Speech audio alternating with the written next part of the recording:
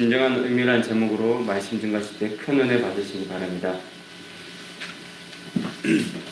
다 같이 한번 기도드리겠습니다. 사랑하시는 하나님 감사합니다. 오늘 또 이제 사랑하는 성도들을 불러주셔서 하나님의 거룩한 음성을 들을 수 있는 우리의 마음을 허락하심을 진심으로 감사를 드립니다. 말씀을 들을 때 내 영혼의 귀를 열어 주옵소서. 그 말씀이 때로는 통해하기도 하고 때로는 위로받기도 하고 그러므로 하나님을 향하여 감사의 예배를 드리는 은혜로운 시간이 되게 하옵소서. 예수님 이름으로 기도드립니다. 아멘.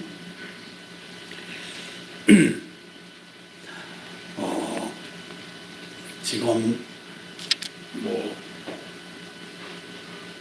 백신을 다 맞으신 분들도 있고 또 백신을 맞으면 다 낫는다라고 이렇게 생각하시는 분들도 계신데 지금 세계적인 어떤 그 전문가들은 이 변이가 인도에서 발생한 이 변이 바이러스가 아마 세계에 또다시 유행을 일으킬 것이다 이렇게 예측을 하고 있으니까 여러분들께서 건강을 유의하시고 예전에는 어떤 밀폐된 공간에서 서로가 이렇게 오랫동안 있다 보면 이렇게 전염이 된다고 하는데 그냥 이렇게 쓱 스쳐 지나가더라도 감염이 될 만큼 강력하다고 합니다. 그래서 그것을 예방하는 그 길은 마스크를 꼭 끼는 것밖에 없다 이렇게 예측을 하고 있으니까 여러분들께서 예방접종을 했다고 해서 이게 몇 프로의 예방 효과가 있다 몇 프로 이렇게 하지 마시고 어느 보고서에 보니까 어떤 사람이 한국에 오는데 자기들은 거기서 2차까지 맞았고 음성 판정을 받고 비행기를 타고 한국에 와서 검사를 했는데 코로나 감염이 됐습니다. 비행기 타고 오는 과정에서 거기서는 음성이 됐는데 와보니까 감염이 되었습니다. 큰 죽을 고생을 하다가 그렇게 자기가 그 기록을 적는다고 이런 것도 적어보았는데 영국이나 이스라엘 같은 경우에는 한 60~70%가 다 예방접종이 되고 또 이제 감염에 이제 적응이 되어졌다 이렇게 해서 마스크도 벗고 했는데 대부분의 사람들이 이 2차 접종까지 마친 상황에서 죽은 분들을 보니까 2차 접종까지 마친 사람들이 거의 대부분이라는 거예요. 그러니까 너무 안심해서 여러분들께서 또 이렇게 식당에 간다든지 또 이렇게 사람들을 많이 만나면 면역이 약한 나이 드신 분들은 위험할 수 있으니까 건강을 주의해 주시기를 부탁을 드립니다. 서울 같은 경우에는 계속해서 쉬지 않아요.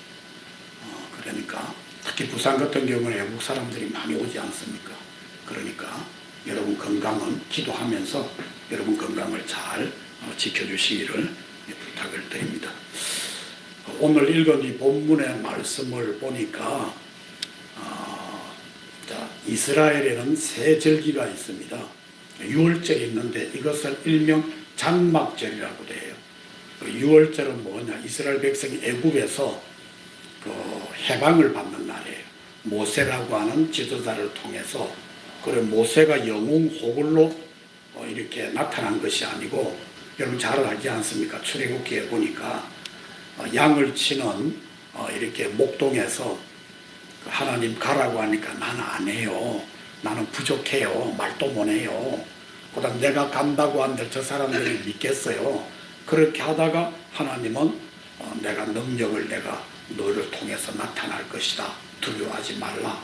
이렇게가 어쩔 수 없이 등 뛰밀려 가가지고 그 애굽에서 400여 년 동안 종살이하던 자기 민족을 이렇게 어떻게 합니까? 자기의 영도력으로서 이끌어냅니까? 아니지 않습니까? 하나님께서 10가지 재앙을 내려서 그 백성을 해방을 시켜요. 이것은 우리나라 역사로 말하면 우리가 8.15 해방을 맞이하지 않았습니까? 그러니까 36년 동안 일제 압제를 받다가 요즘 김원웅이라고 하는 강북교 회장이 소련군은 북쪽에서 해방군으로 왔고 미군은 우리 남쪽에 점령군으로 왔다. 그러니까 그분은 내가 볼 때 자유민주주의에서 무슨 말을 할 수도 있다라고 하는 의식이 있는 것 같아요. 그래서 그런 말을 해야 나중에 북쪽에서 통일이 된다 할지라도 자기는 살아남을 수 있는데 남쪽에서 이렇게 우리가 그 북한을 욕을 하면 북쪽에서 통일이 되어진다고 하면 그 사람은 죽을 수밖에 없으니까 지금 그렇게 하는 것 같아요. 김원웅 씨라든지 지금 이렇게 또 문모모 씨라든지 그 다음에 또 많은 사람들이 그렇게 하는 이유가 자유민주주의에서는 무슨 말이라도 할 수 있다. 그리고 어떤 급박한 상황이 온다 할지라도 자기들은 생명을 유지할 수 있다는데 우리 기독교회는 그렇지 않습니다. 기독교는 하나님 믿느냐 안 믿느냐 이거에 따라서 어떤 주어진 상황이 유불리에 따라하지 않습니다. 네, 우리는 하나님 살아계십니다. 하나님 없이는 못 삽니다. 라고 하다가 순교를 하면 순교하는 거예요. 그런데 그런 사람은 그렇지 않습니다. 절대로 그렇게 하지 않습니다. 특히 학자들 가운데서 대부분이 그렇습니다. 학자들은 이런 논리도 있고 저런 논리도 있는데 그래서 우리 미군이 우리를 점령군으로 왔다 이렇게 하면서 메가드가 이랬다는데 그 메가드의 원본을 제가 보니까 그 남한의 점령군으로서 온 것이 아니라 치안이 바르게 되어진다고 하면 우리가 이 모든 정권을 이렇게 우리 대한민국 국민에게 이렇게 주권을 돌려줄 것이다. 그렇게 점령군으로 왔는데 라고 하는 전제 뒤에 어떻게 써 있다는 것을 이걸 안 적어요. 어떻든 8.15 해방이 우리한테 중요하지 않습니까? 근데 이스라엘 나라라고 하는 나라도 그게 중요한 거예요. 6월절이 중요한 거예요. 이 날은 절대로 잊어버리지 말라. 성경에 기록했어요. 하나님을 믿는 이 택한 이스라엘 백성들은. 두 번째로 보니까 7절이라고 되는데 이게 맥추절입니다. 맥추절은 뭐냐? 너희들이 이제 이렇게 애굽에서 나와서 광야 생활을 하면 농사를 못 짓잖아요. 그래서 그들이 하나님의 약속하신 그 적과 꿀이어는 지금 팔레스타인 땅에 너희들이 들어가면 너희 손으로 농사를 지을 거다. 그러면 농사 지는데 착 열매가 탁 나오면 그 열매를 가지고 하나님께 드려라. 하나님 감사합니다. 그런데 광야 생활을 할 때 그 농사를 지었느냐 안 지었다니까요. 어떻게 먹고 살았느냐? 여러분 잘 아시는 바와 같이 하늘에서 뭐가 내려왔어요? 만나가 내려왔죠. 이것이 무엇인가라고 하는 만나의 뜻이에요. 그런데 저는 그것을 번역을 한다고 하면 조금 의역을 해서 웬 떡이냐 이렇게 번역하는 것이 우리한테 와닿아지는 거예요. 그 백성들이 200여만 명이 되는 그 이스라엘 백성들이 여러분들 먹고 지내는 것이 쉬운 일이에요. 그런데 40여 년 동안 그들은 어떻게 했습니까? 먹을 것, 입을 것, 그 걱정 안 했어요. 근데 성경에 보면 너무 재밌는 게 있어요. 사소한 건데 나는 그 소소한 것이 마음이 와닿아지더라고요. 저도 이렇게 옷을 입는데 요게 요 사이가 오래 입다 보니까 요게 헤어지더라고요. 헤어지는데 헤어져 가지고 이것을 조금 당겨 가지고 이렇게 엮고 그 다음에 헤어져가 옛날에는 양복이 헤어지면 색깔이 변하면 우라카이라고 했습니다. 젊은 사람은 모르는데 우라카이 세탁소에 가가지고 옷을 안에는 괜찮으니까 안에 거를 이제 헤어진 것을 안으로 엮고 이렇게 해가지고 우라카이를 많이 했거든요. 저도 옷 가운데 우라카이 한 게 좀 있어요. 그리고 그쪽에서 세탁소에서 그 옷 수선하는 데서 세상에 이거 뭐 옷을 사면 될 텐데 왜 이렇게 하느냐고 내가 좋아하는 옷이 있고 정감이 가는 옷이 있어요. 그런데 성경에 보니까 이스라엘 백성이 40여 년 동안 이렇게 광야 생활할 때 얼마나 힘들겠어요. 그리고 그 사막의 뜨거운 떼약볕에 여러분도 옷이 안 헤어지겠어요? 그런데 성경에 옷이 헤어지지 않더라 이렇게 되어 있어요.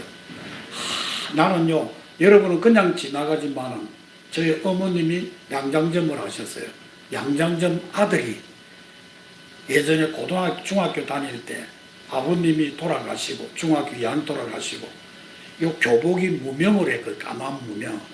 여기 헤어지가 다 나오는데 엄마 요거 좀 해달라니까 진짜 신발 공장 아들 떨어진 고무신 신고 다니고 옷 하는 양장점 아들 헤어진 옷 입고 다닌다는데 내가 안 해주더라고요. 잠시 하면 되는데 그 떨어진 옷고 그리고 한 번은 이렇게 옷을 큰 걸 해주더라고. 왜? 이거 뭐냐 하면 3년을 입어야 된대. 그래가지고 거지고 다녔어요. 그리고 거지가 좀 크니까 내니까 이게 뭐냐 하면 허연 게 생기잖아요. 근데 잉크로 이렇게 발라가지고 그러니까 양장전 아들 정말 옷 거지처럼 입고 다녔습니다. 정말이에요. 예.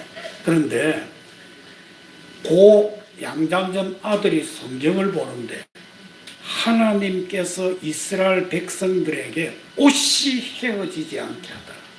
옛날에 그 옷은 그들의 주어진 몸의 온도를 변화를 이렇게 해주는 생명과 같은 것이에요.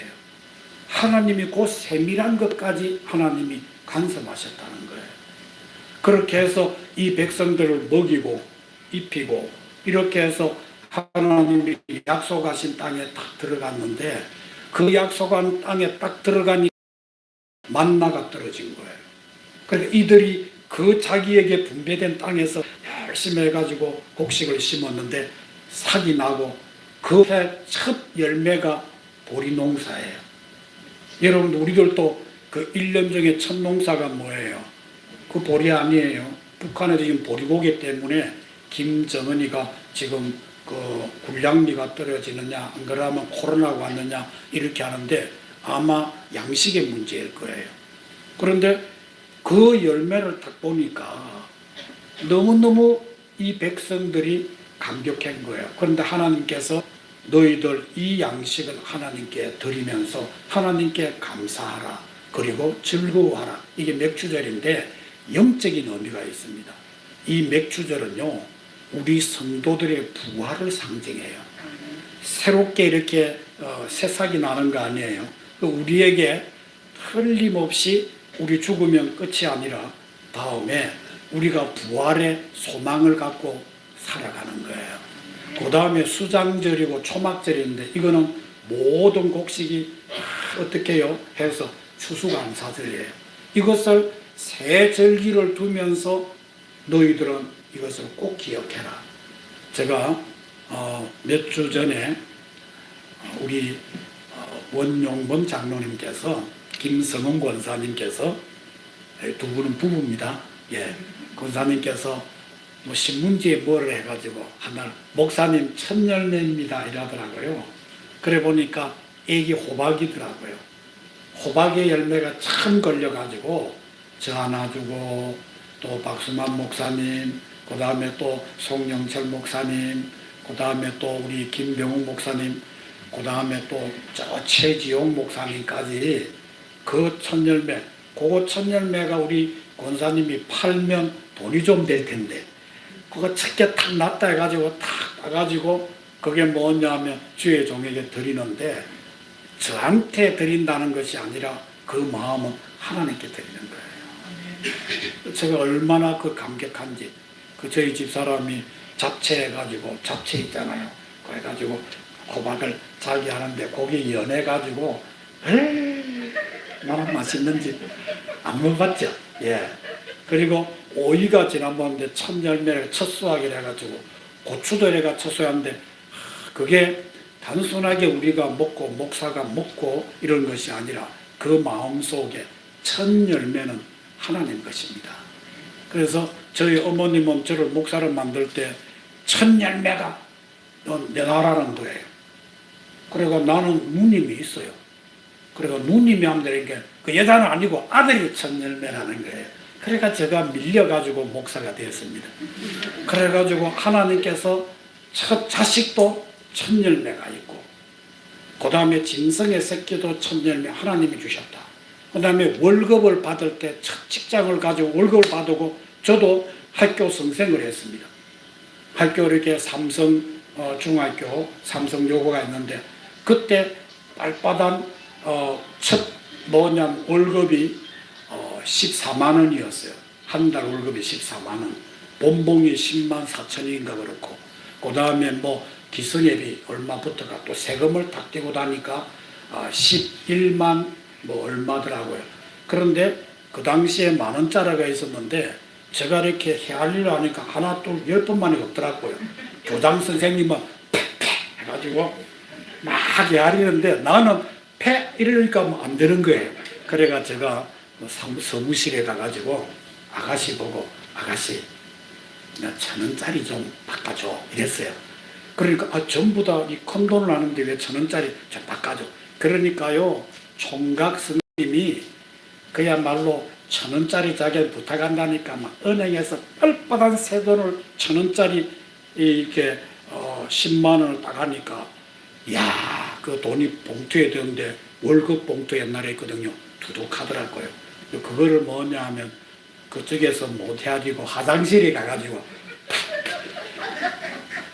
100몇 개 헤아렸다니까요. 100몇 개. 한 번 헤아리고 두 번 헤아리고 해가. 그런데 그게 저희 어머님이 첫 열매는 하나님의 것이다, 이 생각이 나가지고 저의 첫 모든 것 뒤에 몇천 몇십까지 딱 해가, 하나님 나를 지금까지 지켜주신 은혜 감사합니다. 이렇게 해서 그 맥주들의 의미를 여러분들 그렇게 하라는 것이 아니라, 저희 어머님이 이렇게 가르쳤구나. 그래서 뭐 어떤 사람은 첫 월급 타면 뭐 어머니 빨간 내복도 해주고 무엇이 어떻게 하시고 그런다는데, 저는 하나님께 드렸는데 그때 한 달은 지나기 어려웠지만은 그것이 벌써 10수년이 지나고 내가 굶어 죽었습니까? 아닙니다. 그때는 내가 빼짝 말라가지고 총각 때 57kg, 6kg 정도 되었는데, 그 하나님 앞에 드려진 것 때문에 내가 45kg가 되지 않았지 않습니까? 지금은 후덕스럽게 볼때기에 살도 붙었고, 여러분 그렇지 않아요? 그러니까 하나님 말씀을 믿고, 하나님께 모든 것은 첫 열매는 우리 하나님의 것입니다. 하나님의 축복입니다. 이게 맥주절인 거예요. 그런데 6월절은요 이미 이루어진 사실인데, 요 맥주절과 수장절은, 다시 말하면 추수감사절은 앞으로 너희 땅에 들어가거든 하라는 거예요. 이루어진 일이 아니에요. 자, 여러분들 오늘 수장절은 모든 열매 추수감사절을 모여가지고 하나님께 영광을 돌리는 건데, 이 절기를 너희들이 지키는데 이 절기에 공통점이 있습니다. 이게 감사입니다. 감사. 그래서 여러분들이 추수감사절을 맞이하든지, 그 다음에 또 우리가 하나님 앞에 구원받은, 바로 그것이 6월절의 영적인 의미가 있거든요. 구원받은 날, 내가 때로는 그걸 모르면 내가 세례받은 날, 그 생각을 하면서 하나님 감사합니다, 감사합니다, 감사합니다, 이것을 잊지 않으시길 바랍니다. 오늘 이 맥주절 77절을 통해서 이 본문을 가지고 저와 여러분들 함께 은혜 받을 그 내용은 뭐냐? 지키라는 거예요. 우리는 지켜야 될 것을 지키지 않고 지키지 말아야 될 것을 지키는 경우들이 많죠. 이게 죄입니다.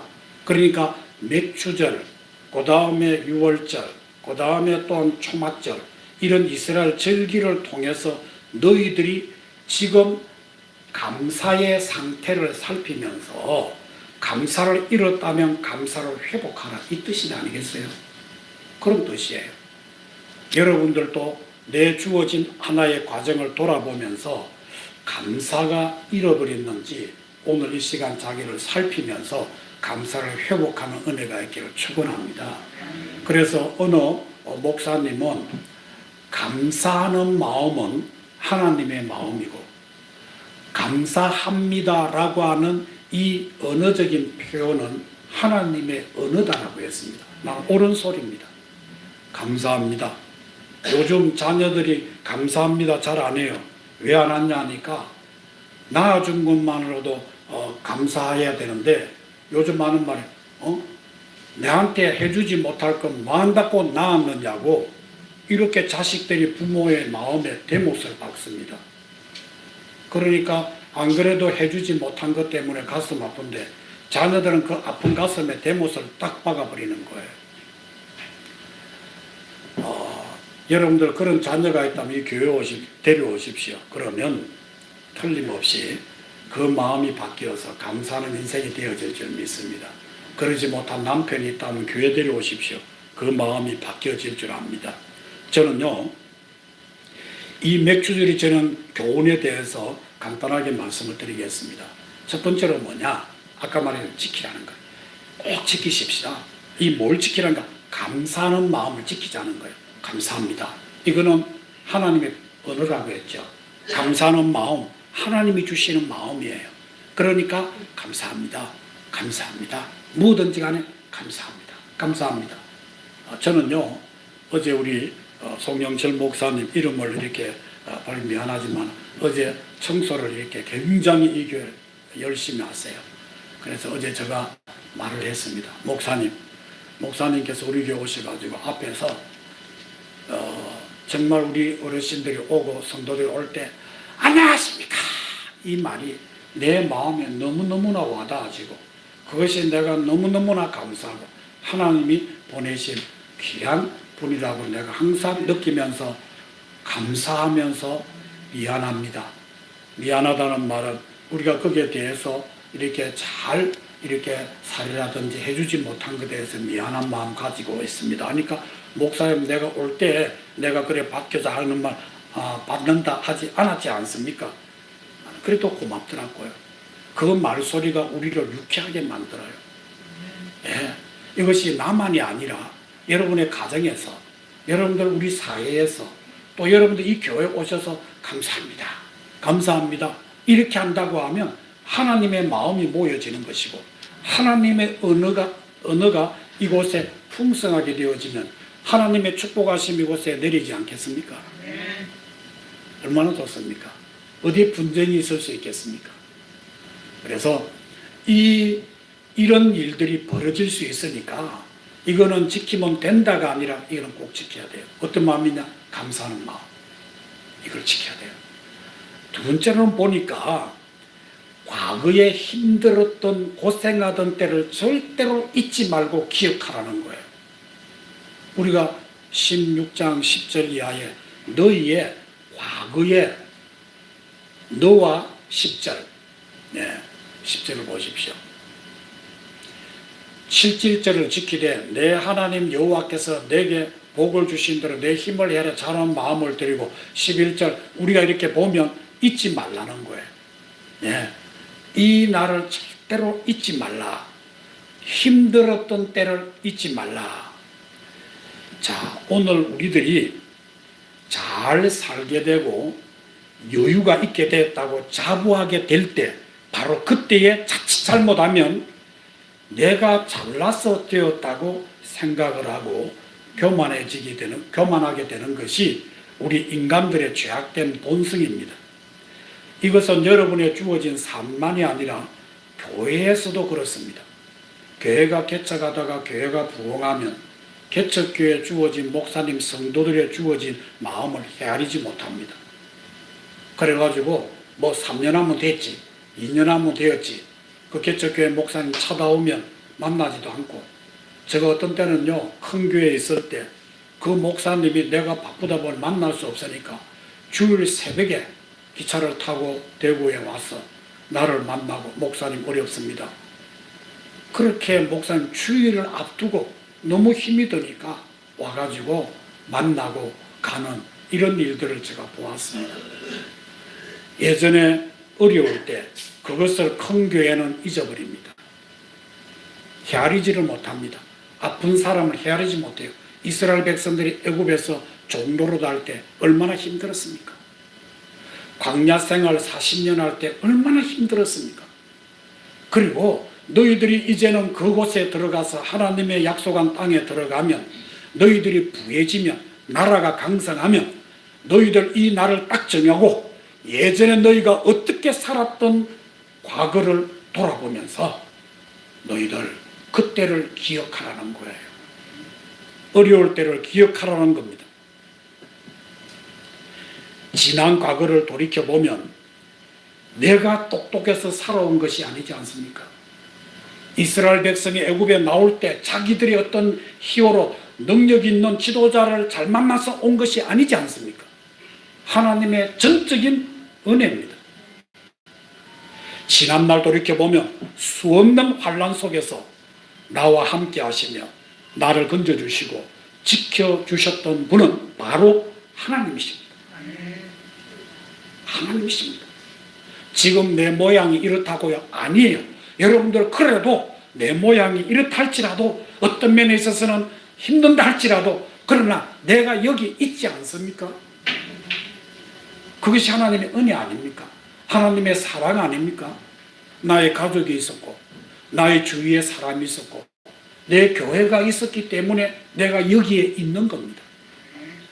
그래서 내가 좀 편하다고 해서 과거를 잊지 마시고 저는요 이 보리밥을 좋아해요. 예전에 보니까 학교 갔다 오면 꼭 보리쌀을 이렇게 먼저 푹 삶아가지고 이 처마 밑에 이렇게 놔두나요. 처마 밑에. 그러면 이 파리들도 바글바글 저것도 먹겠다고 하고 그 다음에 학교 갔다 오면 배고프니까 그거 내가지고 그거 먹는다 하면 요즘 보리밥은 이렇게 차지지 않아가지고 뭐 흐물흐물거리는데 옛날에 푹에 얹어놔 놓으면 딱 굳으면 싹 끊어가지고 이렇게 먹으면 그게 맛있더라고요.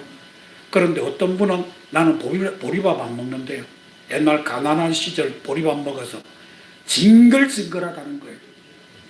나는요 징글징글한 것도 그때를 생각하면서 그래도 지금은 뭐 당이 생길까봐 떡도 잘 먹지도 못하고 당구도 못 먹는데 그때는 그게 하나님 주신 은혜 그때 힘들더라도 참 감사하다. 저는 중학교 때 아버님이 없었지만 중학교 2학년 때 아버님 일찍 돌아가셨지만 그래도 아버지 없는 것 때문에 상처받는 것이 아니라 하나님 아버지가 있지 않냐. 그래서 저는 하나님 하는 것이 아니라 아버지 하나님 아버지니까 그래서 그 외로움과 그 아픔을 내가 아버지 하나님이 계셨기 때문에 그것을 커버할 수 있으니까 얼마나 감사해요. 다른 분은 하나님 아버지 못하잖아요. 혹시나 여러분들 부처님 아버지 하는 불교 신자 보았습니까? 그래 않잖아요. 나는 여기서 아버지, 저희 어머니도 아버지, 남편 하는 건 못 들어봤습니다.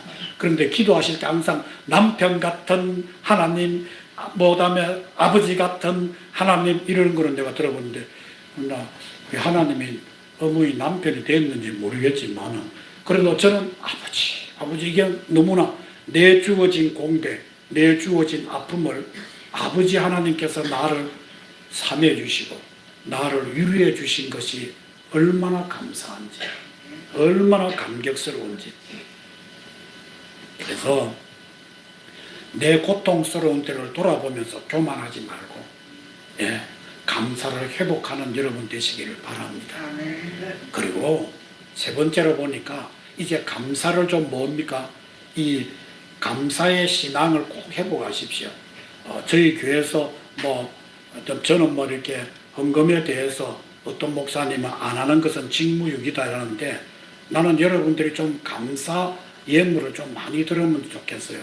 결혼할 때 결혼감사, 생일할 때 생일감사, 사업이 어려울 때도 주여 될 줄 믿습니다 감사하고 잘 되어져도 하나님 감사하고 이런 일이 좀 많았으면 좋겠어요. 왜? 그것은 성도들의 어떤 주어진 믿음 수준을 살피는 하나의 척도가 되어지기 때문에 그래서 저희 교회는 그게 조금 부족하지 않나 싶은 생각이 들어요. 그리고 헌금하는 주어진 걸 보고 저도 보면서 기도를 많이 합니다. 헌금을 하면 하나님 이런 감사가 있네요. 저런 감사가 있네요. 라고 하면서 감사에 주어진 기쁘면 같이 기쁨을 나누고 어려우면 함께 어려움을 나누기 위해서 기도합니다만 여러분 감사의 신앙을 꼭 회복하십시오. 이 감사하는 사람이 뭐가 없냐? 비교가 없습니다. 감사하는 사람은 이 비교는요 우리를 너무 비참하게 만들어요. 이 비교는 유일한 나라고 하는 존재를 이 형편없는 상품으로 전락시켜요. 남과 비교함으로써 저도 어떤 때는요, 교회 보면 큰 교회 목사님은 내가 할게, 뭐로 섞게, 뭘 한다 이렇게 하는데 우리는 그래 못 하잖아요. 그러면 비교를 해보면 내가 쪼그랑바 갇힌 거야. 아이고 나도 뭐냐면 좀 돈이나 있으면 내가 할게 뭐 이러면 되는데 나도 그래 못 하니까 그 비교를 해보니까 쪼그랑바 갇힌데 내가 비교 안 하고 여기 딱 오니까 무한한 행복자인 거예요. 무한한 행복자. 우리 성도들이 있고 내가 말씀을 전할 수 있고 때로는 화면으로 받아들일 때 무한 책임을 느끼고 상처받은 사람이 힘을 얻고 그래도 비가 온다 할지라도 이렇게 와가지고 앉아서 주님 말씀을 듣고 있는 그 자체가 너무너무 나는 행복한 사람이에요. 행복한 사람이에요. 그래서 감사하는 사람은 비교가 없습니다. 여러분도 보시죠. 촛불과 등대가 있는데 비교하면 촛불은 형편은 없는데 바늘을 잃어버렸을 때 촛불이 필요하지 등대가 필요하겠습니까? 여러분 그렇지 않습니까? 비교가 안 되는 거예요. 비교를 해보면 촛불은 형편없어요. 등대에 비해서. 등대는 등대로서 그 뭐냐면 풍랑이 치는 바닷가에서 그것이 진가를 발휘하고 촛불은 그곳에 진가를 발휘하며 촛불은 바늘을 찾는 데 진가가 발휘되어져요. 할렐루야. 그렇기 때문에 감사하는 사람은 내 주어진 일에 불평하지 않고 감사합니다. 오늘 여러분들 여기 오시다가 마스크를 주면 그래가지고 확 걸려가지고 죽으면 좋겠다 하시는 분 죽지 마시고 마스크 주면 없었는데 하나님 이 마스크를 줘서 감사합니다. 얼마나 멋져. 그 인생이 멋진 거예요. 어느 이 회장이 부도가 나가지고 한강에 죽으려고 그랬는데 옛날 이야기인 것 같아요. 그 한강 밑에 죽으려고 이렇게 서 있으니까 얼마나 서글픈지. 그런데 한강 밑에 옛날에는 거지들이 이렇게 천막을 치고 살았다고 그래요. 저도 어렸을 때 뭐냐면 딸 한 4-5명 되는데 저희 어머님이 한참 놓는 상황 속에 있었으니까 저는 일남육녀거든요. 그런데 내보고 동네 사람들이 니는 다리 밑에서 죽어왔다고 그래요. 봐봐라. 다른 하나는 머리 긴데 니 머리 짧지. 다른 하나는 치마 입었는데 너는 바지 입었잖아. 내가 봤는데 다리 밑에서. 그래가 내가 우리 동네 꼭 가면요. 다리가 있는데 그 밑에 있었어요. 그래서 내가 뭐냐 하면 좀 이래가 꾸중을 들으면 다리 밑에 죽어왔구나. 이렇게 싶어가지고 다리 밑에 내 닮은 사람 이렇게 찾아다닌 적이 있어요. 그런데 내가 보니까 우리 아버지 딱 보니까 내가 확실히 닮았다는 확신이 들었습니다. 예. 그런데 다리 밑에서 보니까 노래 소리가 들리더라는 거예요. 그래서 그분이 뭐냐 하면 마지막 죽을 때 죽을 사람은요 그렇게 너는 소리에 귀 기울이면 안 죽습니다. 아시겠어요? 학기 내리쁘면 될 텐데 근데 자기가 너무 서글픈데 저 사람 다리 밑에서 무슨 행복이 있다고 그래가 내려와서 이렇게 보니까 그 가만히 이렇게 내놨는데 그 한강에 추우면요 안에도 얼어요. 안에도 얼어요. 근데 그거 하는데 기도를 하는데 뭐냐면 찬송을 하고 기도를 하는데 하나님 오늘 순적하게 밥을 잘 얻어서 따뜻한 밥을 먹게 해주셔서 감사합니다. 이 기도를 하더래요. 그 거지가 탁 갔는데 탁 밥을 얻어가지고 쫓아와가지고 밥이 따뜻한 밥을 먹게 해서 감사하다.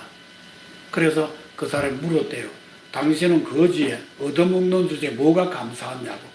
그러니까 나는 예수님을 믿는데 내 주어진 상황보다 하나님께서 일용할 이렇게 양식 그렇게 주신 것이 너무 감사하다고.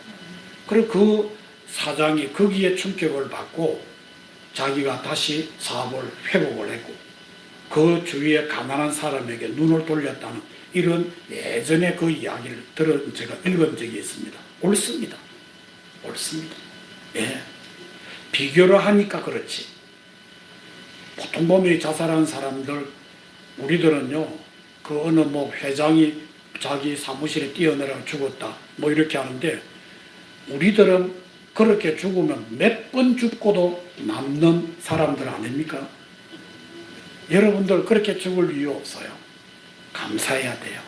비교하지 말고 내 주어진 처지에 이렇게 하루 자리가 탁 비었다고 하면 혹시나 노숙자가 되면 자리에서 잠을 잘 수 있다고 하면 내 처지가 이렇나 하고 이빨을 갈지 말고 하나님 오늘도 내가 이렇게 귀한 자리 주시니 감사합니다. 하나님 내일 내가 눈을 뜨면 내가 하나님 영광을 위해서 내가 살 수 있게 해주십시오. 여러분들 그렇게 하는 것이 감사가 될 수 있는 비결이 안 되겠습니까? 두 번째로 불평 없습니다. 세 번째로는 내가 이렇게 감사하는 욕심이 없다고요. 욕심이. 그래서 비교하고 욕심 있고 불평 있고 하는 사람들이 감사가 없는 사람이지, 진정한 감사가 있는 사람은 욕심 없고 불평 없고 뭐가 없다고요? 비교가 없습니다. 자, 우리는 무엇으로 감사를 해야 합니까?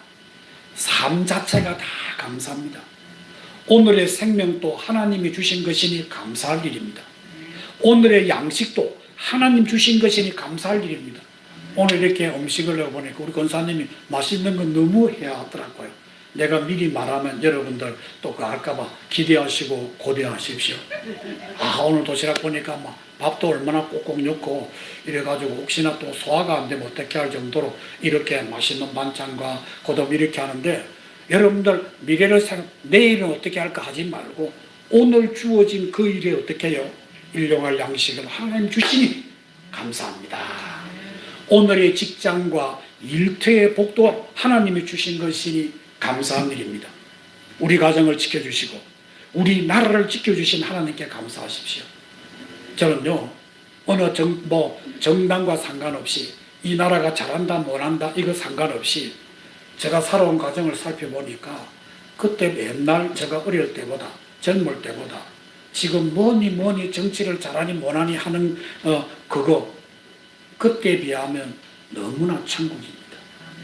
여러분 그렇지 않습니까? 모든 복지시설이 너무나 잘 되어졌고, 여러분들 외국에는 뭐 복지 은퇴를 하고 나면 돈을 많이 준다고요. 여러분들 우리는 없는 것보다 낫지 않습니까? 그러니까 하나님께서 이 나라를 지켜주시고 보호해 주시고 인도해 주신 것 그저 감사하십시오. 저는요, 교통 예전에는 보니까 젊을 때는요, 아무리 조심해도 사진을 하나 딱 찍어가지고 내보고 고속도로 가면 사진을 하나 딱 찍어주는데 사진 한번 찍었다고 10만 원 내라 하더라고요.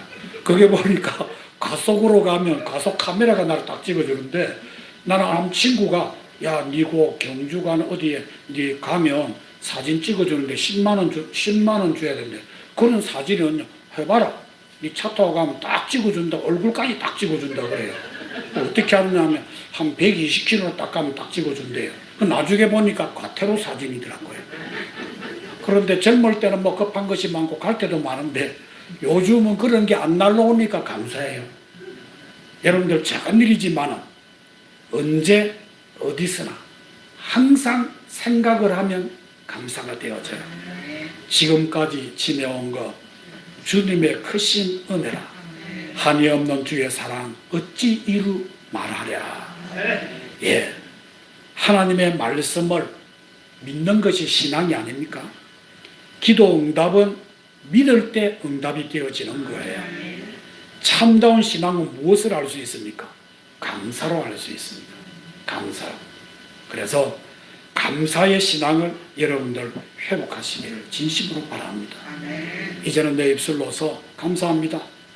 내 남편과 내 아내에게도, 내 자녀에게도, 그 다음에 내 주어진 부모에게도, 내 이웃에게도, 우리 교회도 감사하십시오. 저는요, 우리 교회에 대해서 지하실인데 지상으로 올라가지면 안 되겠습니까?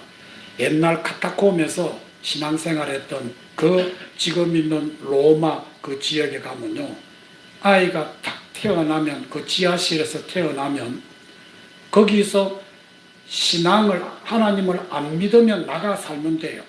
그런데 그렇지 않습니다. 부모도 그렇고 그 자식도 그렇고 차라리 사는 것보다 태양을 보지 않고 지하실에서 죽는 것이 낫다.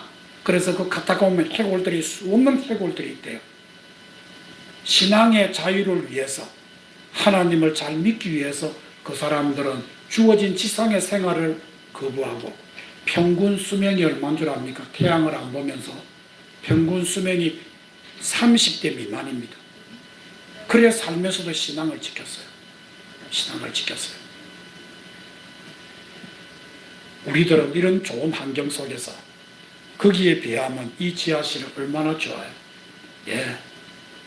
뭐 조금 공기가 탁하다 할지라도 환풍을 해놓으면 괜찮습니다. 그래도 이 교회가 있지 않습니까? 우리 교회가 아니다. 그러면 나는요, 좀 생각에 우리가 열해가지고 교회로 옮길 때쯤 되면 주님 딱 오시면 좋겠어요.